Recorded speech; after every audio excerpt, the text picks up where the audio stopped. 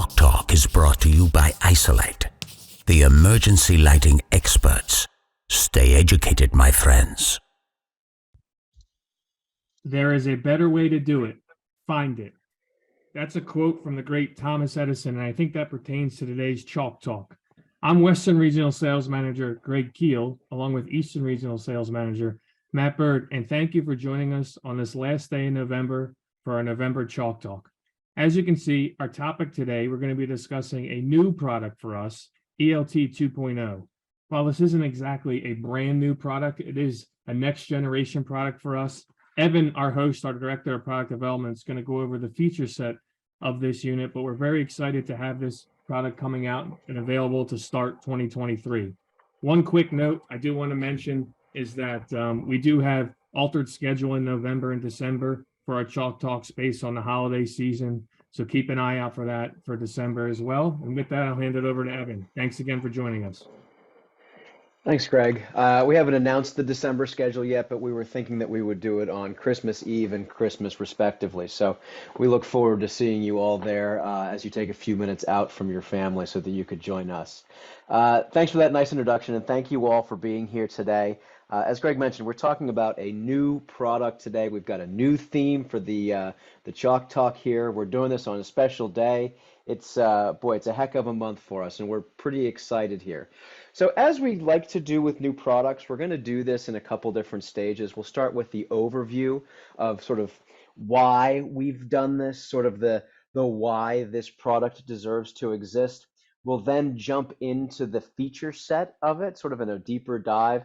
We'll talk specifically about all the new stuff that we've added. Then we'll end with marketing materials, some of the ordering logic, some notes around pricing and availability, just to give you guys an idea of exactly what we're looking at here. As always, this is a Chalk Talk. You guys are able to use the chat and the Q&A feature, so if you have questions, please don't hesitate to throw that all in there right now. Now, when we start to talk about why we do certain new products, Greg mentioned that this isn't specifically new, but I take a little bit of umbrage to that because every part of this this design has been redone. We've kept some of the things that have worked for us over time, sort of the shape and the identity of the overall picture of it remains the same, but every part of this thing has been changed. And when we were figuring out exactly what we wanted to do there, we said there's really a couple different things. Let's look at sort of our history of support. Let's find those opportunities for improvement, and then let's figure out how we modernize this product. And from an opportunities for improvement, we thought a lot about sort of the product construction and sort of the overall look and feel. The issues that we sort of identified were that all of our surface mount variants were sort of fundamentally different. They used weird, different trim plates. They kind of looked different. So we thought that that was a little bit weird. Our recessed mounted products in recent history have started to run into certain installations and certain practices regarding thicker ceilings like acoustic tile with plasterboard under it, where the depth of the recessed back box in conjunction with the position of the hanger bars really resulted in some very difficult installations. And our pendant mounting systems were somewhat inflexible, and this will come up again in the modernization section. But we didn't really like how our pendants worked. From a support standpoint, we because of the difference in those different surface mount finishes in the existing product, after the fact, if you ordered a back mount product but you needed it to be top mounted, you really had no choice but to ship that back to us and do a lot of work to get just a totally new sign. Changing between legend types, like from a single face clear to a single face mirrored or a two-face white background. That was actually very difficult because the panel sizes were very different. The legend holder had to change, so it was a fairly large change.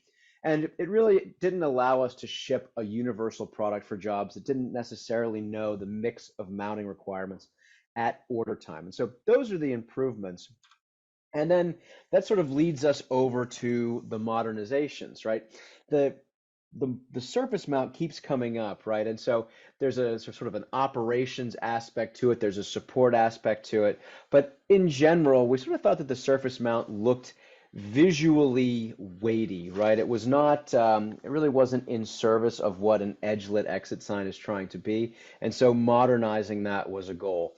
We thought that our finishes could use updating. We had historically high gloss, black and white finishes. And those are a little bit less architectural. We take our cues from what the fixture industry is doing, and you don't really see a lot of that high gloss anymore. You see much more matte finishes. We thought that we could improve on the clarity and the construction of the legend. That sort of ties up into the service and support aspect of it.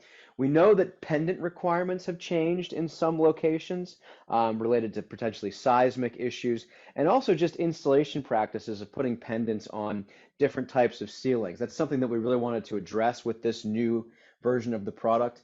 And just in general, sort of having more flexibility later into the process seems to always add value. That's sort of a part of our ethos. Like as little as we can lock you in for as long as possible, that's really the goal. And so things like that surface mount change, things like the pendant changes really allow us to have more flexibility in the product later into the job cycle.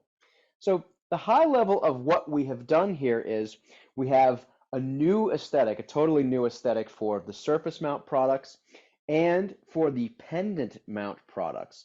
We've improved the flexibility for recessed mounting applications. That's what I was talking about with those thicker ceilings. We've updated the colors. It's still black and white, and we also have the brushed aluminum and painted brass, but we've actually moved to a much more matted finish. You can see the white represented on this slide here. And we've improved the legend aesthetics and replaceability, which means that it's significantly clear and it has a lot of benefits for how this thing gets maintained. And so let's just jump into these things in more detail. The cool thing about the surface mount product is, one, we've reduced that visual weight, right? It's a lot lighter looking. We think that an edge-lit exit sign really wants to be just like a floating disembodied EXIT up in the air. Having those big trim pieces was potentially problematic. So we didn't really like that. And now we have this situation where we're using the same components all over the place. They're much more visually the same. We've updated those colors. Again, you can see white here. You'll see black in a couple slides. But it also does a couple things behind the scenes for us and for you that we think are really beneficial. So that gooseneck design means that we use the same components for back, end, and top mount, and really pendant as well. But this allows for a surface universal type mounting so that you could, just get a universal product that goes into all of those different installation criteria, or you can change it after the fact without having to go and like reorder like a totally different sign. We still support all of the existing mounting types and all that flexibility. There's no regressions in any of this product line here. So everything that was available on the existing ELT is being carried forward. We've just added new things and really changed a lot of things for how they work. And we also use a standard back box for all of those different surface mounting types. So it's really sort of a very nice way to do a product. But that aesthetic even carries over into the pendant system. So you can see in matte black here, which is a very nice looking finish. You can see our pendant. The old pendant was round. There was like this hockey puck looking thing up on the ceiling. It didn't really match sort of the architectural sort of squared off edges of the ELT. So, it didn't really fit. And it also didn't have the ability to really flex and move in all the ways that we needed it to. And so we've taken those surface mounting pieces and we've re-engineered how the pendant works. So you can see now it has that same sort of squared off profile that you see all over. It uses that same trim plate up top, and it also has our hang straight pendant technology in it. So if you look up here, there's a little piece that actually allows for this exit sign after it's hanging to rotate really in any direction, like more than 45 degrees off axis. This is good not just for seismic, which it actually sort of required in a lot of areas now, so that the sign is more compliant and the pendant doesn't just snap and drop that exit sign on someone's head. But there's actually a functional reason to do this that's not just safety. a lot of times you want to mount a pendant mounted exit sign to a sloped ceiling. That historically has been a little bit more difficult. This allows for very sloped ceilings to be used and have that exit sign hang straight down. One question that sometimes comes up is, can you actually, like, is it going to sit there and like swing? Like if I mount this with a, an 8-foot pendant, is it going to roll back and forth like you see over there on the right-hand side? The answer is no. It's not like a greased bearing surface. We actually have sort of a friction fit up top there where the rotation happens. So after it gets installed and you push it down so it's straight, it's not going to like move by itself. There's friction baked into it. You can sort of think about it as like two pieces of felt rubbing against each other. That's the amount of friction that we're talking about there. Now, the recessed sign has also been changed. And I mentioned that the issue that we've had historically is that there's not a lot of flexibility in having like a large ceiling that you have to install this into. And so while we have no visible changes from the bottom, the overall profile of the recessed version of the ELT2 matches the ELT1. We have changed the colors to match that new aesthetic, but we have also added this depth adjustment that can be done from inside the space. So after it gets mounted and installed, you can actually do this adjustment from below inside of the building. And it allows for that back box to sort of float up and down with relation to the hanger bars so that you can accommodate significantly thicker ceilings. We still have the flat and angled trim available, and this is a totally new back box. So you're going to see, in addition to the ordering logic that has ELT2 all over the place, there's also going to be an ELT2 back box. With that said, the back boxes between the version 1 and version 2 of the ELT are compatible with each other. So you can put an ELT2 into an existing ELT back box. You can put an existing ELT into an ELT2 back box, but we do have to know that at order time, we actually use a different battery depending on which back box is being used. So the actual sort of mounting into it is the same, but we just have to know which battery type to use. It's basically a stick versus a brick there. So we do have compatibility there. We do have a lot of flexibility, and you'll see why that's important here in a couple slides. Sort of last, but certainly not least, is the legend. I mentioned that one of the goals was to improve the clarity of the legend, and we have done that. We've moved from a panel that gets cut with a laser to a panel that's molded out of really the same material, but this does a lot for us. It does increase that clarity, but maybe more importantly, it allows for all of our panel thicknesses to be the same. So now all of a sudden there's no weird decoder ring about if you have to go from a 1C to a 2M, you need a new legend holder and you got to replace the sign. That all works pretty simply. In addition to that, we've redesigned the relationship between what we call the legend holder, the legend, and the housing. So you can see this little cylinder slamming in there. We have a tiny little hole on the side of the housing. And what happens is you could press on those leaf springs that are sitting in there, and then that legend holder pops right out. The legend then slides right out of the holder. You could slap a new one in. You could twist it around forward and backwards. The installation and replacement of it becomes very simple and straightforward. So you don't have some of that support headache that you've had to deal with historically. Moving over to the order logic, this should look familiar to you. This really matches what we have with the existing ELT, but there are some new options you see. We've added old work clips to the recessed back box. That adds a little bit more flexibility even than you saw on the previous couple slides. We've also added, as we mentioned before, this like surface universal version, so MTEB.